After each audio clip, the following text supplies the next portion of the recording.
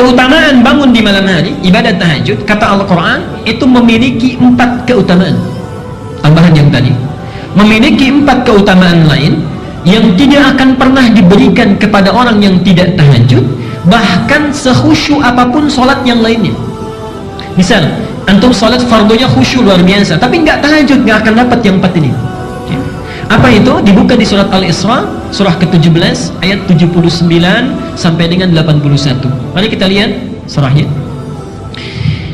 Wa minal laili fatahajjad bihi nafilatan laka. Pengantarnya ini, perhatikan gue ya, Pak. Ayat 79 ini dipisahkan ketentuannya dengan ayat 78. Di ayat 78 tentang sholat wajib, kemudian 79 tentang sholat tahajud. Tapi uniknya, Allah hanya menerangkan 4 keutamaan untuk sholat tahajud, 78-nya nggak disebut. Ya, kita lihat ya, aqimis sholata liduluki syamsi ila ghasaqil laili wa qur'anal fajri inna qur'anal fajri kana mashhuda. Itu sholat yang wajib 5 waktu. Ya. Tidak dijelaskan keutamaannya, nanti dirinci di hadis.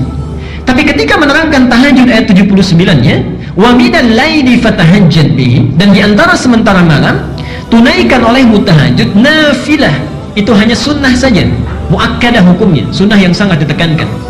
Tapi ibadah nafilah ini, subhanallah, tidak didiamkan oleh Allah, langsung dilengkapi ayatnya. 1, asa an yab'atsaka rabbuka maqaman mahmuda. Siapapun yang menunaikan tahajud dengan baik, maka Allah akan mengangkat derajatnya, mengangkat karirnya, ditempatkan di tempat yang terbaik dan mulia. Hati-hati ya, Pak, saya seringkali rewel ya, cerewet kepada para ayah. Antum itu punya tugas untuk mencari nafkah. Allah sudah berjanji di ayat ini, kalau antum tidak tinggalkan tahajud, tunaikan dengan baik, itu karir pekerjaan kita akan dimudahkan. Itu sudah janji Allah, sudah janji Allah. Antum jangan lihat para sahabat Nabi itu bukan semuanya jadi ustaz, tidak. Banyak di antara mereka yang pebisnis. Abu Bakar misalnya seorang diplomat yang sangat ulung di samping seorang pebisnis. Utsman bin Affan seorang pedagang yang luar biasa. Abdurrahman bin Auf seorang sahabat yang luar biasa manajemen bisnisnya, paling kaya saat itu di Makkah dan di Madinah. Ali bin Abi Thalib seorang pengajar yang sangat jenius. Bapak ibu tahu apa yang terjadi? Abu Bakar, Utsman, Abdurrahman bin Auf, termasuk Abu Dzar Al-Ghifari, seorang yang sukses dalam dunianya, itu bisnisnya tidak pernah rugi, selalu untung. Tidak pernah rugi, selalu untung. Bahkan Abdurrahman bin Auf cuma punya modal pakaian saja, 3 bulan di Madinah jadi orang nomor 3 paling kaya di Madinah. Nomor 3 paling kaya. Hartanya seperempatnya 80.000 dinar. Modalnya cuma pakaian, 80.000 dinar. Sekarang 1 dinar 2,5 juta. Setengah T kurang lebih dalam 3 bulan. Untanya 10.000 ekor dalam 3 bulan. Subhanallah, 10.000 ekor. Sekarang 1 ekor itu 15 juta paling murah. Ya. Dombanya tak terukur. Setelah 1 tahun, 1 tahun itu jadi orang paling kaya di Madinah yang kapaknya saja terbuat dari emas. Antum 3 bulan sudah dapat apa? Oke, mari kita lihat apa yang terjadi. Mereka sahabat yang sangat sibuk, luar biasa pekerjaannya, dan pergi kemana-mana. Pak, dinasnya itu kemana-mana. Utsman itu kadang dinas ke tempat ini, kadang dinas ke tempat itu, dan sebagainya. Tapi jangankan wajibnya, sunnahnya dikerjakan. Siamnya jalan, tahajudnya jalan, dan sebagainya. Sahabat yang sangat sibuknya luar biasa. Bahkan diantara mereka disebut oleh Rasulullah akan masuk surga tanpa hisab, masih mau tahajud, masih mau menunaikan siam sunnah. Antum, saya, kita semua yang masih belum jelas nasibnya di akhirat, surganya belum jelas, tuh kan? Kemudian ibadahnya juga belum maksimal, dunianya belum tentu tercapai, maka lebih layak kita untuk semakin bersemangat dalam menunaikannya. Jadi pesan saya, kalau antum masih aktif bekerja dimanapun, jangan tinggalkan tahajud. Allah sudah berjanji. Dan kalimatnya asa, bukan la'alla. Dibeda antara asa dengan la'alla. Kalau la'alla itu harus usaha keras dulu, sungguh-sungguh baru dikasih. Asa tidak. Asa selama kita ikhlas, menunaikannya, sekalipun kuantitasnya mungkin sedikit, itu Allah langsung berikan. Allah langsung berikan. Karena itu penaklukan kota Mekkah itu tidak menggunakan la'alla, pakai asa. Pakai asa kalimatnya di Quran. Saya teruskan, itu satu.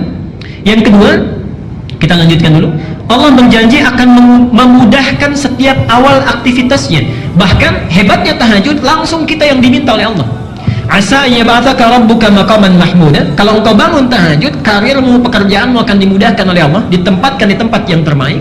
Kemudian diperintahkan kita, waqul, katakan, Saat tahajud itu mintakan kepada Allah, Rabbi adkhilni mudkhala sidqin.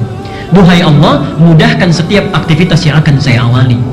Di antum kalau punya persoalan, misalnya akan memulai pekerjaan, ibu akan memulai aktivitas, anak akan memulai sekolah, mulai kuliah, bangun malam, ini perintah Allah, katakan di malam harinya, ya Allah mudahkan setiap saya akan mengawali aktivitas.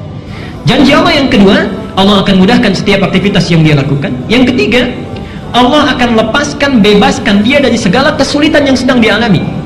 Wa akhrijni mukhraja sidqin. Kalau di kantor itu enak saja atau kadang ada kesulitannya, Pak? Ibu juga begitu ya. Pekerjaan kan tidak selamanya mulus.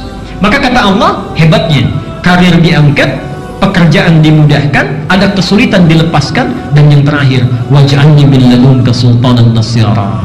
Kalau ada yang mengganggu dalam pekerjaannya, Allah yang langsung menolongnya, bukan yang lain. Allah yang langsung menolongnya. Ini 4 hal. Karena itu, dari keutamaan-keutamaan ini, Nabi diperintahkan sebelum turunnya perintah sholat 5 waktu, Rasulullah sudah menunaikan sholat ini, sholat malam, sudah didawamkan. Turun surah Al-Muzammil, surah ini mewajibkan Rasulullah menunaikan sholat tahajud. Jadi asalnya tahajud itu wajib bagi Nabi. Nanti setelah turun ayat yang ke-20 di surah Al-Muzammil, ayat yang terakhir, pindah menjadi sunnah.